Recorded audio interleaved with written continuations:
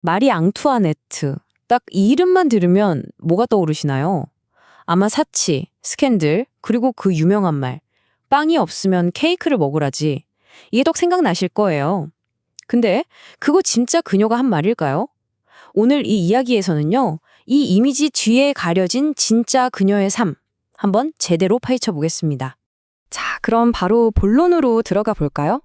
그녀를 둘러싼 가장 유명한 신화, 바로 그 빵이 없으면 케이크를 먹으라는 말부터 한번 짚고 넘어가죠.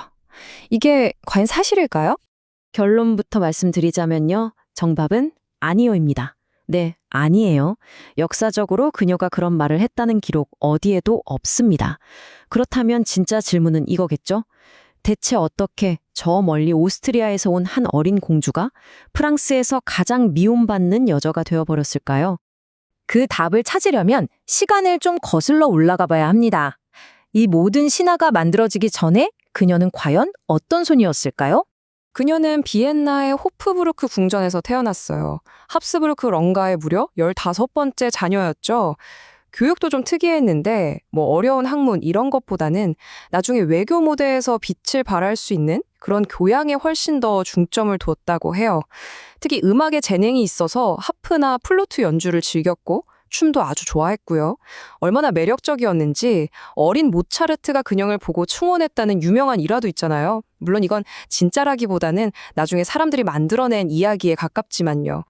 자, 이제 그녀가 정든 오스트리아를 떠나 프랑스로 가게 되는데요. 여기서 정말 엄청난 문화 충격을 갖게 됩니다. 이 지점이 정말 흥미롭습니다. 프랑스 국경에 있는 한 섬에서요, 아주 기이하고도 상징적인 의식이 열려요.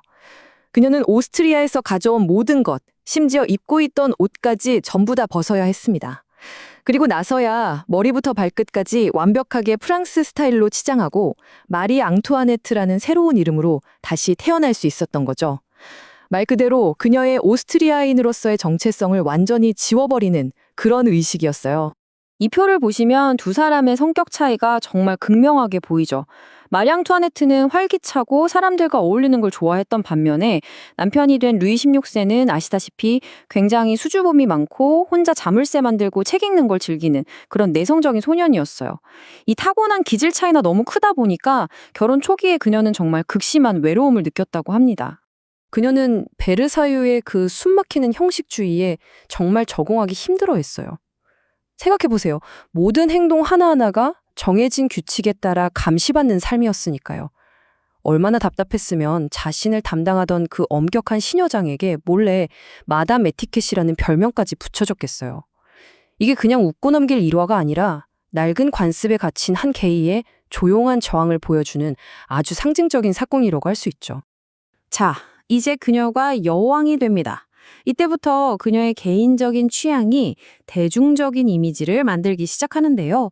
이게 좋은 쪽으로든 나쁜 쪽으로든 말이죠. 루이 16세가 그녀에게 베르사유 궁전 안에 있는 작은 성 푸티 트리아농을 선물합니다. 그녀는 이곳에 왕비의 촌락이라고 불리는 아주 예쁜 전원 마을을 만들어요. 그녀에게 이곳은 궁정의 그 지긋지긋한 압박에서 벗어날 수 있는 정말 순수한 안식처였어요. 하지만 대중의 눈에는 전혀 다르게 보였습니다. 진짜 농민들은 굶주리고 있는데 여왕이 저기서 비단옷 입고 농부 흉내나 내고 있다니 이건 완전한 조롱이자 모욕으로 비춰진 거죠. 마리 앙투아네트는 그 시대의 패션 아이콘 그 자체였습니다.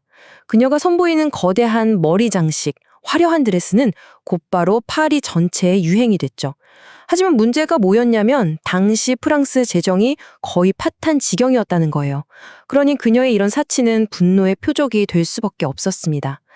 결국 온갖 팸플렛들이 그녀를 적자 부인, 즉 나라의 재정을 탕진한 여자라고 부르면서 모든 책임을 그녀에게 떠넘기기 시작합니다. 그녀에 대한 불만은 정말 들불처럼 번져나갔고 여기에 제대로 기름을 부은 결정적인 사건이 하나 터집니다. 이 스캔들 때문에 그녀는 그냥 패션 아이콘에서 국가의 적, 그야말로 희생양이 되고 말아요. 160만 리브르. 이게 바로 그 유명한 다이아몬드 목걸이의 가격입니다. 이게 얼마나 엄청난 금액이냐면요. 당시 최신형 구남 한 척을 만들 수 있는 그런 어마어마한 돈이었어요. 이 다이아몬드 목걸이 사건 되게 복잡해 보이지만 핵심은 간단합니다. 한 사기꾼이 여왕의 이름을 사칭해서 추기경을 속이고 목걸이를 가로챈 거예요. 마리 앙투아네트는 이 사건과 정말 아무런 관련이 없었어요. 오히려 그 목걸이를 사라는 제안을 예전에 거절까지 했었죠. 하지만 사람들은 믿지 않았습니다. 대중은 그녀가 배후에서 모든 걸 조종한 탐욕스러운 악녀라고 확신했고, 이 사건으로 그녀의 이미지는 회복 불가능할 정도로 추락하고 맙니다. 자, 그래서 다시 한번 명확히 짚고 넘어갈게요. 빵이 없으면 케이크를 먹으라는 말, 이건 그녀가 태어나기도 수십 년 전에 쓰인 책에 나오는 구절입니다. 누군가가 그녀를 악녀로 만들기 위해 이 말을 의도적으로 그녀의 말인 것처럼 퍼뜨린 거죠. 완벽한 가짜뉴스였어요.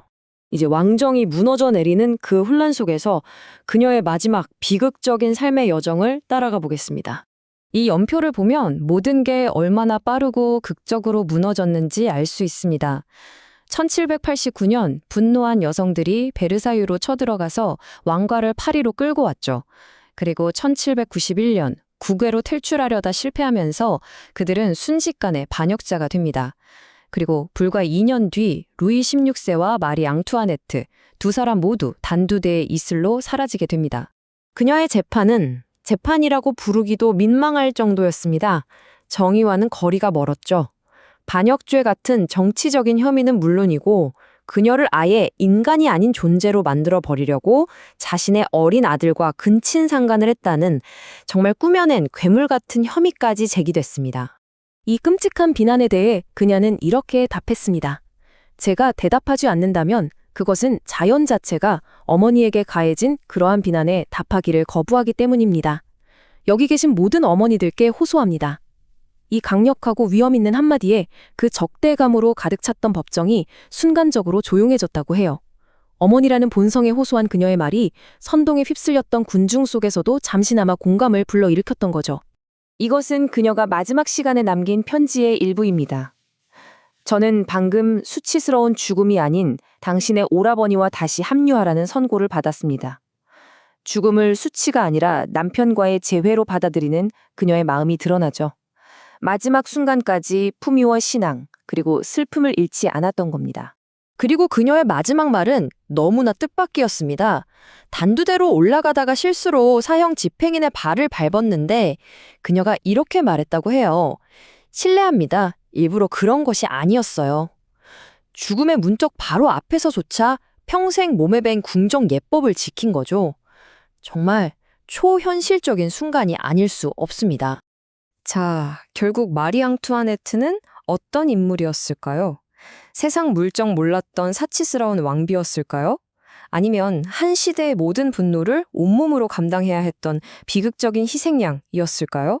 판단은 이 이야기를 들으신 여러분의 몫으로 남겨두겠습니다.